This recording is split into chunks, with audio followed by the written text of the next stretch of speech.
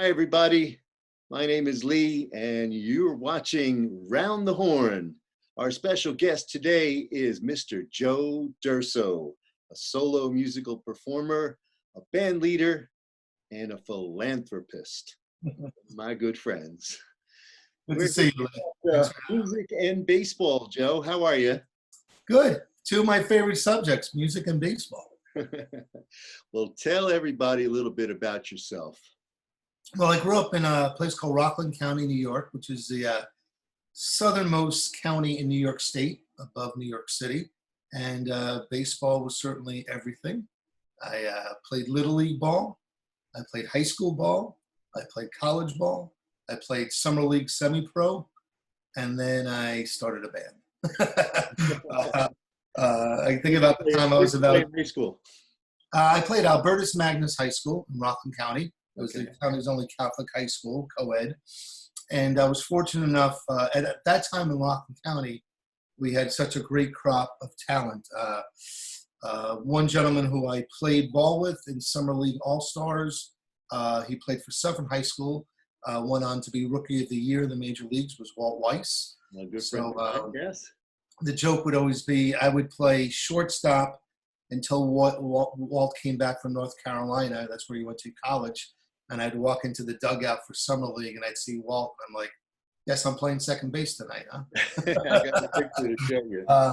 Yeah, he was, oh, there you go. Fantastic. Excellent. I took him out to the merger of two worlds. I took him out one night for his birthday.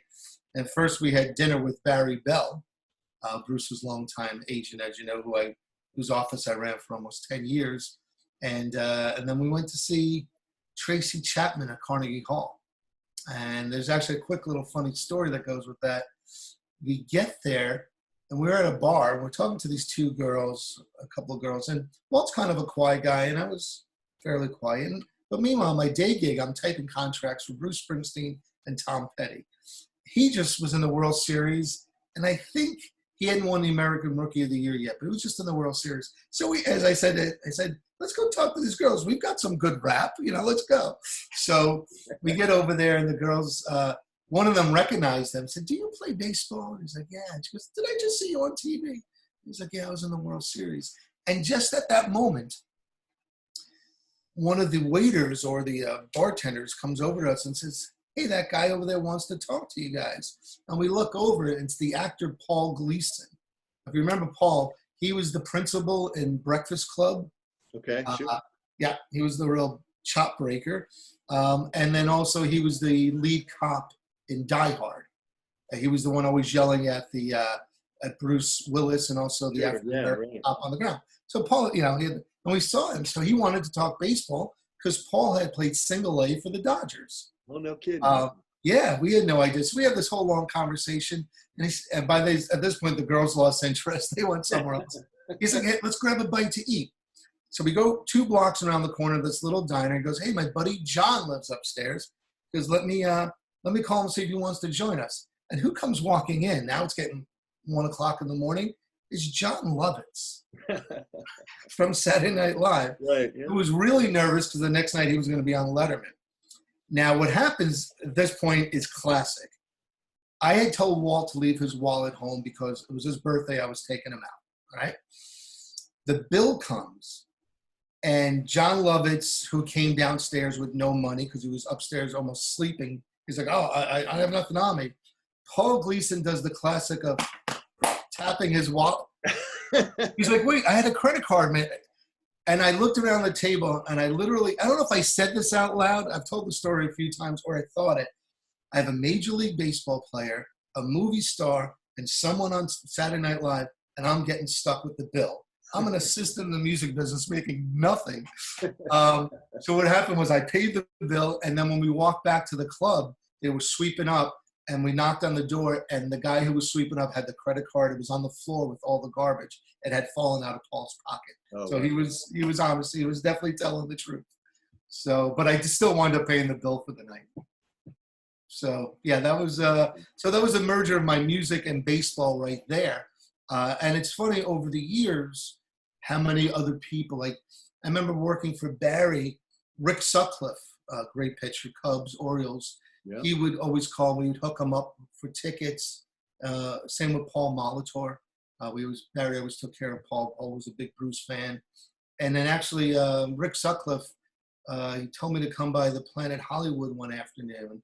And we went there, and he was with his buddy, and we got a chance to meet him. I'm with my then girlfriend, who's been my wife for 25 years now. And he says, she goes back to work. And he says, oh, yeah, I just met a couple of Baltimore Orioles. And this guy she worked with was he's from Baltimore, big fan. He goes, who? She goes, oh, Rick, big guy, he's a pitcher. He goes, Sutcliffe. He goes, yeah, my boyfriend helped him get tickets. He goes, who's the other guy? And my wife, classic, goes, Hal somebody. And he goes, Hal? She goes, yeah, Hal, he plays a lot of games. And the guy goes, Cal Ripken? She goes, yeah, it was Cal Ripken. So that was, another example of baseball and music just merging, Well, I want to get back to your bio, though. There's a lot of things that you do for other people. And the story goes that the guy that you admired and got to, I don't know if you got to actually work with him, but he did one show for himself and one for the other guy, Mr. Harry Chapin. And I guess he's the guy that led you into where you are now. Yeah, Harry's been a role model, hero, if you want to say. No, I never met him. I was only 17 when Harry died. He was killed in July of '81 on the Long Island Expressway in a horrible car accident. And the funny thing, I wasn't a big Harry fan musically because that was not I hadn't gone down that path yet. I had two older sisters who were my education with music, as well as a couple of cousins. My eldest sister had all the Elvis stuff in the late 50s, early 60s stuff. And my other older sister, but the middle sibling, she had all the Dylan, Led Zeppelin. I remember Born to Run being there. I remember not liking it as a kid. My ears weren't ready for that yet. So that was my education. And a lot of singer-songwriters, so some Croce. But Harry wasn't in our house. But I do remember hearing Taxi and thinking, wow, that song sounds different than any other song I've heard. And another one of those very strange but true things, the first song I ever sang on stage, I think I was 16 or 17, probably more 16, snuck into an open mic with a buddy of mine. The drinking age at that point in New York was 18, so we're underage, having a cup of pop or two in the back, trying to keep quiet. And after a couple of pops, my buddy talks me into getting up on stage. Now, I didn't know how to sing. Neither one of us really did. And the first song, with the help of the guy who was hosting the open mic, the first song I ever sang on stage was Harry's Taxi, just by chance, maybe not, who knows. Then over the years, as I got going with my band, I think I was in probably 1996 after my fourth or fifth record. My lawyer at the time was at RCA Records, and they were putting out RCA Records, Capitol Records was putting out a thing called One Step Up, Two Steps Back, the songs of Bruce Springsteen, which was a compilation as a fundraiser for World Hunger Year through Capitol. And I had a song out at that time. It was the flips. It was Bruce's version was the flip side of Born in the USA, which was, I think, called Johnny Bye Bye or Bye Bye Johnny. I confused myself because Chuck Berry had the original one. Right. And then Bruce updated it after Elvis died. And myself and Stone Caravan had cut a version called Bye Johnny Bye after Kurt Cobain had died, with a new verse. And they heard that and they liked it. So the CD single that came out from that record was Kurt Newman from the Bodines doing Atlantic City, and me and Stone Caravan. And then they asked us to be house band. 1997, the Motown Cafe in New York. I got a chance to sing Stand By Me with Benny King that night. Wow. And Southside was there, and Smithereens and Richie Havens. And it was a great night. I was the musical director. I remember turning to Dennis Dyking from the Smithereens, who was backing Benny King. I said, can I get up and join you guys when you do Stand By Me? And he goes, you can do whatever you want. You're the musical director of the evening. Meanwhile, I don't read a lick of music. I'm not a trained musician. I'm a street guy. Then they did the show at the Beacon Theater, and we were the house band for that. We got to back a lot of people. And it was at the house, I was at that show at the Beacon Theater. My dear friend who just retired, Sue Leventhal, who I know you know and love as well, who's a director of Hungerthons for years, kind of whispered in my ear on the side of the stage, you should become part of our family. And then I really had met Bill Ayers that night. I met him a few months before, but we got to talking that night. And that's 23 years later. I've been on the board of directors now for a good 10 years. But that's when I really started to get to know Harry. And it was, that's almost 20 years after his passing. So I would hear stories. I've become dear friends with Tom Chapin and Jen Chapin over the years.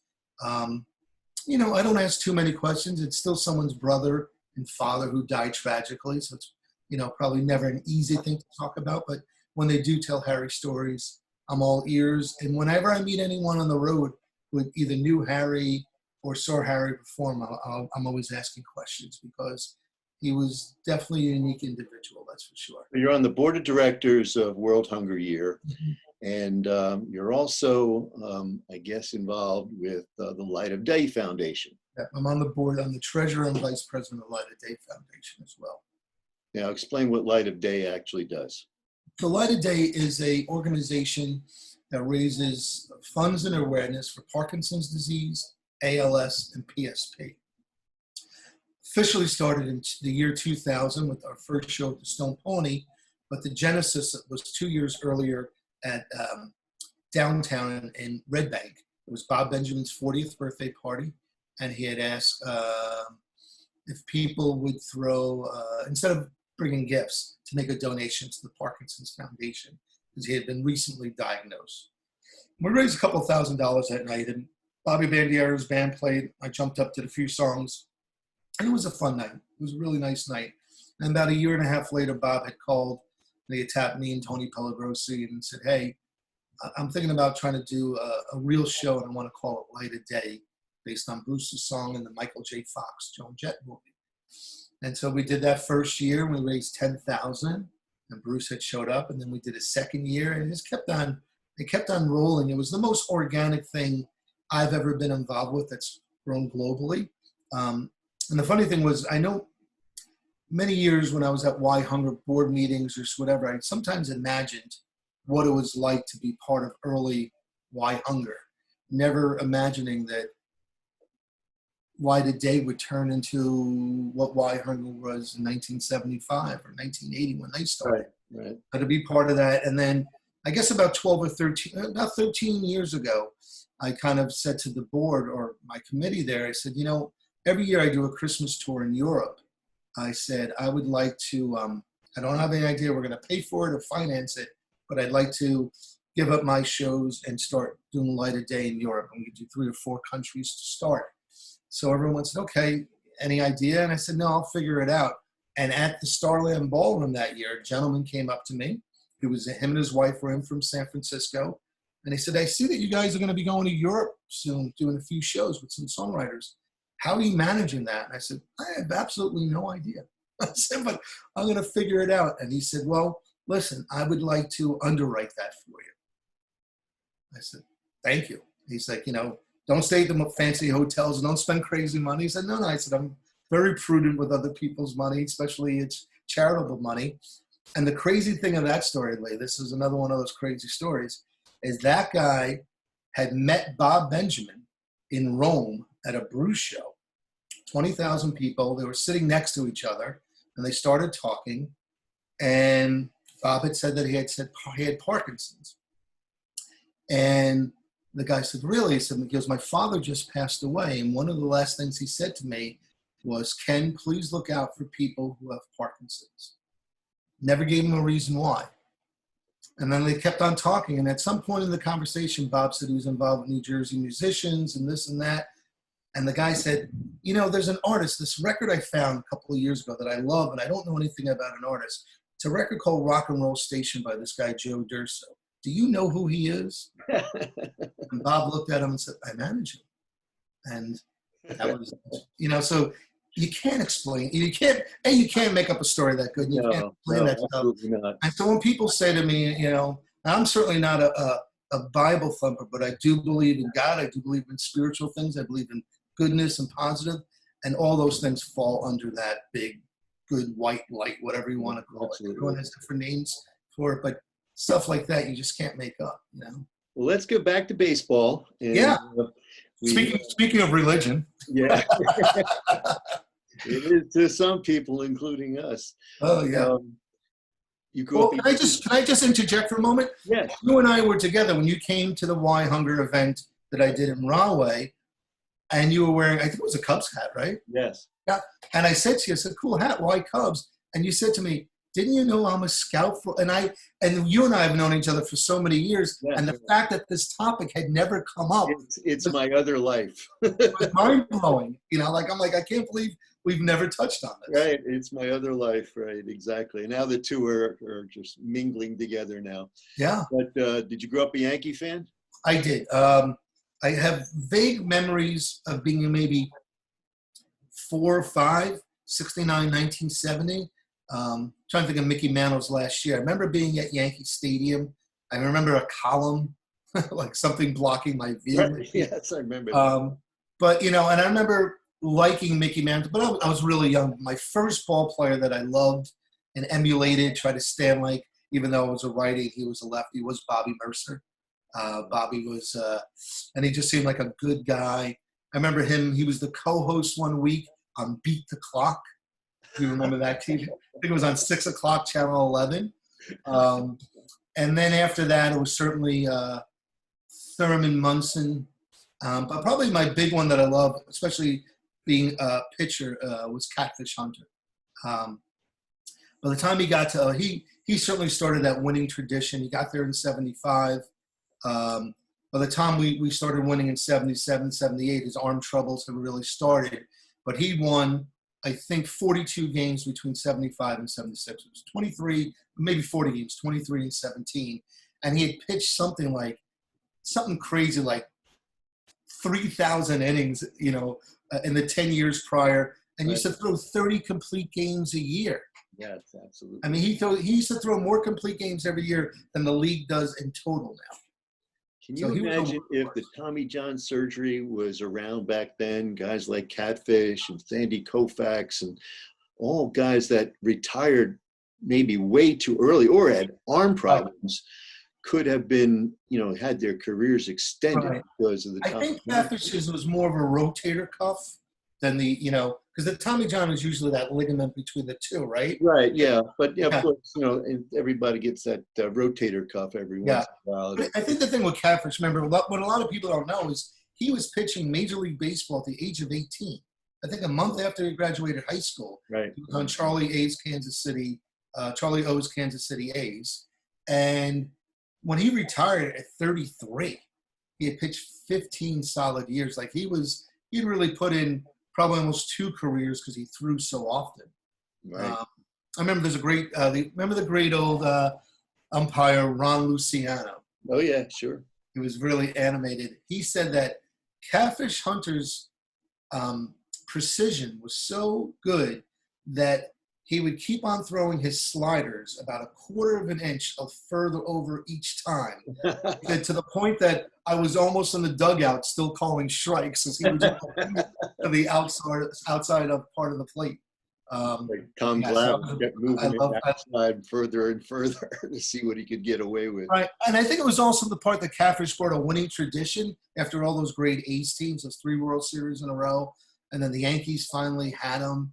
And he signed for the ungodly amount of $375 a year. So yeah, that was a biggie for me. And then that was just, you know, as I'm ending grammar school, going into high school. You know, the same thing with guys like Mickey Mantle, who could have had knee surgery and improved his quality of life and quality of play, and then probably would extend his career a little bit. I bet you if Mickey wasn't in the pain he was in, you hopefully would have drank less and maybe extended that career. And, sure, yeah. You know, and probably would have gotten to 600 homers. Right. You know, certainly. Right. Yeah, it's funny. I still remember I had a baseball encyclopedia as a kid, and there's still certain numbers, and my wife thinks it's crazy. But you understand it. Like, yes. I know Mel Allen was 511 home runs. You know, I know that Lou Gehrig was 493, and I always thought, like, man, he should have gotten the extra 7, you know. There's certainly numbers that just stick in your head. Mm-hmm. And I don't know how that's helped me musically later on, but it's maybe at least a a good conversationalist when it comes to baseball stats. Yeah. And I kind of lose it. I got to tell you, once we got to the steroid era, there's some stats that just won't stick in my brain because, I say some people cheated. There's other people saying, hey, there was people using amphetamines in the 50s and 60s, so that was cheating. But I don't know. I mean, bulking up and hitting 80 home runs is a little, I don't know. That's just, that irks me a little bit. And Yeah, it's amazing. I'm allowed to, you're allowed to have your opinion, right? Absolutely, yeah. The thing about growing up a Yankee fan is watching them on TV. And I always think about the great announcers that have been with the Yankees for so many years. Did you ever have any thoughts about guys like Rizzuto, et cetera? Yeah, I mean, Phil was a family member, not literally, but he was in my living room every night. And my mother and father, they were first generation Italians. I'm second. So Phil was, my parents grew up in the shadow of Yankee Stadium. So Phil had been part of their life since 1949. No, yeah, right. Played on all those teams, and then he went right up to the booth. My dad still loved to tell me, I don't know if he exaggerated or if it was the real story. I think Phil played the first game of a doubleheader, and then the second game was in the booth. Like they retired him. He retired. Yeah. And then, in the midst of a doubleheader. Exactly. So he had been with the Yankees for 50 years, but I love the relationship that he had with Bill White and Frank Messner. Oh, yeah. When I was growing up as a kid. Messner was always kind of like, he seemed like a real glass of white milk, very stiff. And Rizzuto. Sure, yeah. And then, but the relationship between Bill White and Rizzuto was classic. I mean, as a kid, you don't realize, how important it was. Here was Bill White, an African-American who's in the booth with a small Italian-American, and they just shared an unbelievable love and respect for each other as ball players, as people. Right. Phil never called him by his first name. It was always, hey, White. Yes. And then it was great to see Phil have that relationship with Tom Seaver later on, and then Bobby Mercer. In fact, when I read Bobby's book, he dedicated a whole chapter to Phil Rizzuto. Just how special that was. He never called him by his first name. Yes. Hey, Mercer, yeah.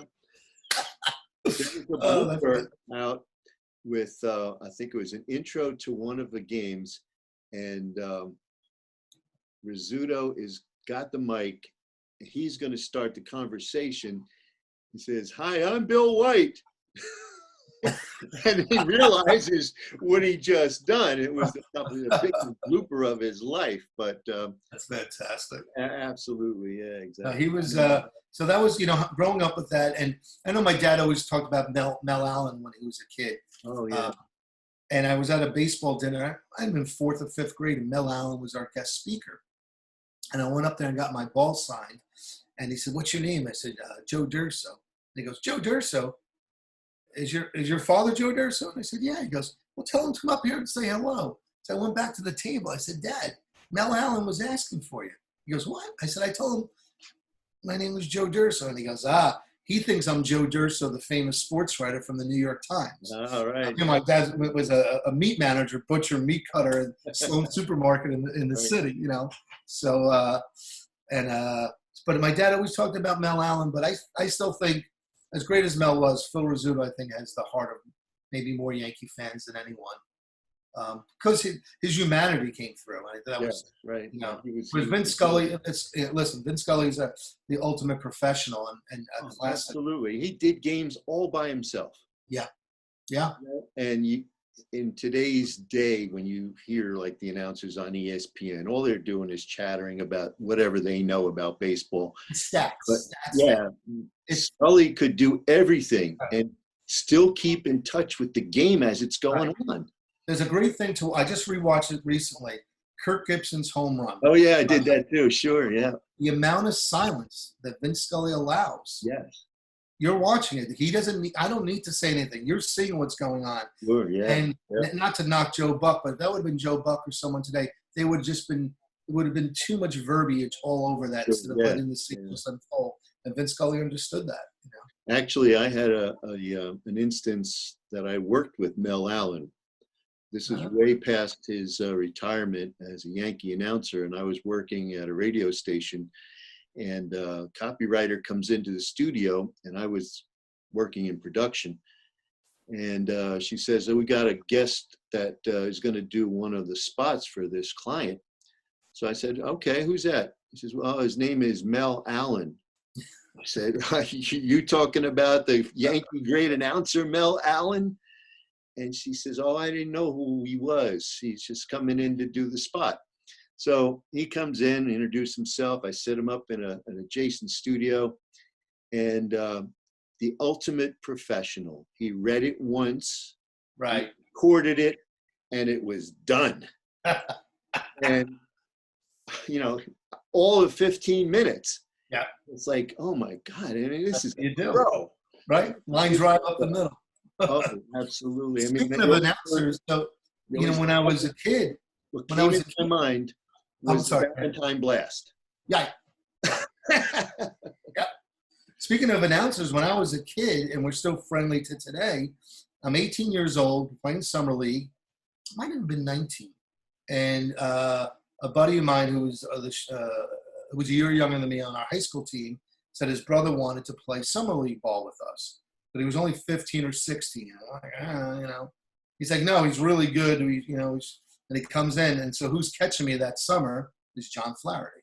Oh, right. So then years go by. I see Johnny again at Christmas break sometime. And it took him a while because I remember he said they used to call him the mayor of Pawtucket because he spent so many seasons playing AAA for the Red Sox. That's right. Pawtucket. Right. And then the next thing I know, I'm a New City, New York, at my buddy's bar gig. He's playing piano, singing. And I look up on the television screen, and it was ESPN carrying a game. And there's Johnny catching towards the end of a career of Fernando Valenzuela on the Padres. It was the first time I looked up and I said, wow, here's a guy. And this is before Walt hit, I think, or maybe it was all around the same time. Mm-hmm. I lose track of the years. Right. I said, wow, here's a guy who used to catch me, and now he's catching Fernando Valenzuela. Sure. Yeah. And what a brilliant move coming back to the Yankees for those last few years of his career. Sure, yeah. And going right into broadcasting. And Johnny's always been a smart, good guy, so I'm happy for him. My only claim to fame, I was talking to Mark McEwan in our first episode about it, is that I relieved Ed Halicki. Did you really? 2 years later, he's rookie of the year, or he throws a no-hitter or something like that. But now, where did you play ball? I played at Neptune High School. You did? Okay. Summer leagues in the Jersey Shore League. And right. So we had a team in Neptune for a while, and I think we picked up Ed right after college before he was going to turn pro. Wow. And, he just wanted to just throw and, stay in shape. Right. So we had a game, and I think I came in and closed the game out in the 7th inning for him. Now, where did Al Leiter, was he a Jersey Shore guy, or was he? Al Leiter's in the town I live in now, Bayville. Okay. Went to Central Regional High School. Right. And so did his brother. And, he got drafted because he was a big, tall lefty. Right. Right. And, it's funny. I don't think of Al as a tall guy, but I guess he is, right? Yeah, exactly. We talked about this in the first episode, too, is that his kid, Jack, is at Vanderbilt.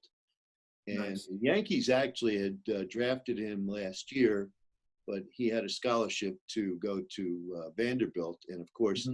the money wasn't right. It wasn't first round. He was more like in the 6th or 7th or something like that. But the kid throws 93, 94. Lefty? No, righty. Okay. He's not as big as Al. He's like 5'11", and Al's like 6'4". Right. But he still throws hard, and people think that if there's a draft coming soon, he might be a first rounder. It's funny. If he threw that hard as a lefty, he'd be probably first, second round. Absolutely. Yeah, exactly. Yeah. A buddy of mine who also played on that same high school team that I played on, we just had this great talent. Was never the fastest, strongest, best, but kept on working on his skills. Then played for Rockland Community College, then Dominican College, then played minor league ball. I think single A. I don't think he made double A. My buddy Tommy McNamara, then became a scout. Oh, yeah. Okay. Padres. Right. But his big fame to claim, he's been with the Mariners for years now, but he's the one who drafted and signed Prince Fielder. Okay. So when you do that and your signing becomes a MVP. The story was that Prince Fielder used to take BP and he used to put them out. Everybody, you know, as a kid, Yeah. he would BP with his father at Yeah. Yankee Stadium. Yeah, exactly. Well, we've had Apparently, he didn't want to become a Yankee because there was a thing. Oh no, I'm confusing the Ken Griffey story because of Billy Martin. Billy Martin was never nice to Ken Griffey Jr. when Ken Griffey Sr. was there. I'll tell you a funny, Turned really off quick the game. story to round things out.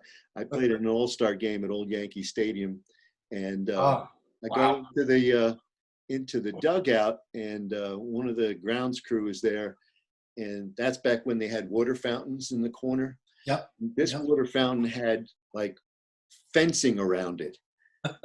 So I asked the guy, "What's with the wood around the water cooler?" He said one word, "Billy." Billy used to take it out on the water cooler. I guess after that they went to the Gatorade. Well, it's funny with all those years that we in the late '70s that we as Yankee fans were winning, and we had all that turmoil. It was almost it was a relief, and I won't say it was unexciting because it was great to watch the '96 to 2001 teams under Torrey, Jeter. It was just kind of professional baseball. You know, you had Paul O'Neill for the crazy emotional stuff at times, but it was just kind of it was so turbulent with Reggie and Thurman and Billy and all that stuff that went on. That '96 to 2001 team with with Bernie and everyone else, it was just incredible. It was great to watch that as a Yankee fan. Yeah, Joe Torre was always so stoic in the Yeah. dugout. Never made no emotion whatsoever. Well, and you've kind of felt like the players didn't want to upset him out of respect, not out of fear. Yeah, right, exactly. And there's a big difference there, and whereas Billy was more on the fear part. That's right. Well, thanks, Joe. We appreciate your time, and My pleasure. Great time talking baseball and music with you. I'm sure we could do this for hours over Absolutely. a few pops if we had to. Take care, Lee. It's always yes, a pleasure. you do. Take care. Bye-bye.